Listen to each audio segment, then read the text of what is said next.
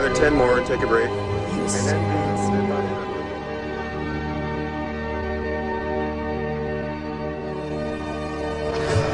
then we were lucky if we'd raise $5 or $10 in days on the road, mainly because nobody knew what we were doing.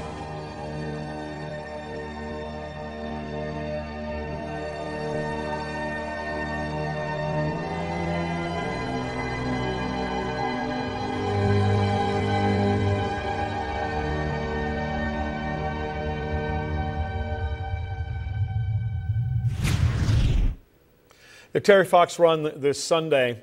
It's been a long time. It's been a lot of years. And Chris Henry joins me now. He's been involved for many, many years. That's still inspirational to see.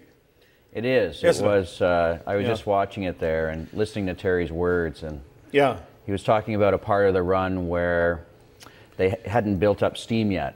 And he was just trying to build attention? Yeah, they hadn't really paid attention to him. Yeah.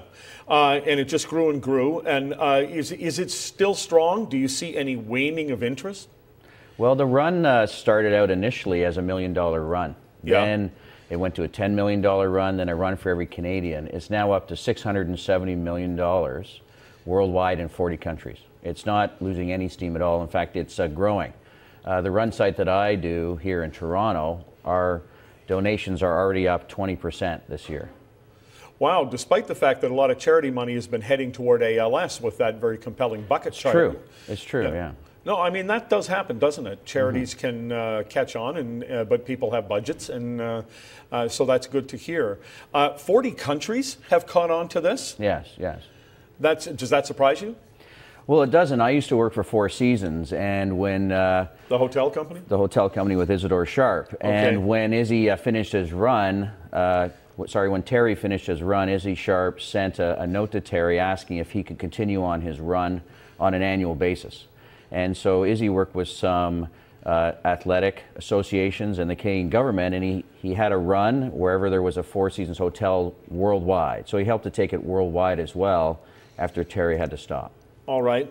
And people coming out year by year by year, do you see that it's harder to get people, or does the interest and the passion remain? Well, what's happened is about 6 or 7 years ago, the foundation focused on schools. And there's around 9,000 schools across all of Canada that do the Terry Fox Run. And so what I've found is actually there have been more supporters of the run because they've been coming up through the schools, and as they get older, they still can participate in the community run. So it's actually been growing. What compelled you to be so involved? Well, it was when my mom got cancer. I see. For the first time.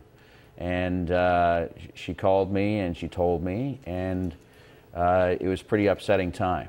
But she made it through. And then she called me the second time she got cancer. Wow. And the first cancer she had her arm replaced, her bone replaced, but she got to keep her arm.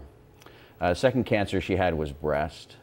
And then after the second cancer, she called me and she said, you know, Chris, if I get cancer again, I don't think I'm going to get chemo because it's just too tiring, and what it does to me, I can't handle it. So then she did get cancer a third time, but then she survived again. So she's a 3-time survivor.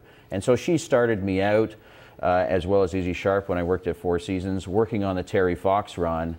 And during that period of 23 years that I've been volunteering, my wife and I have had 8 other people in our families get cancer along the way. And only 2 of those that have gotten cancer in the last 23 years have survived of those 8.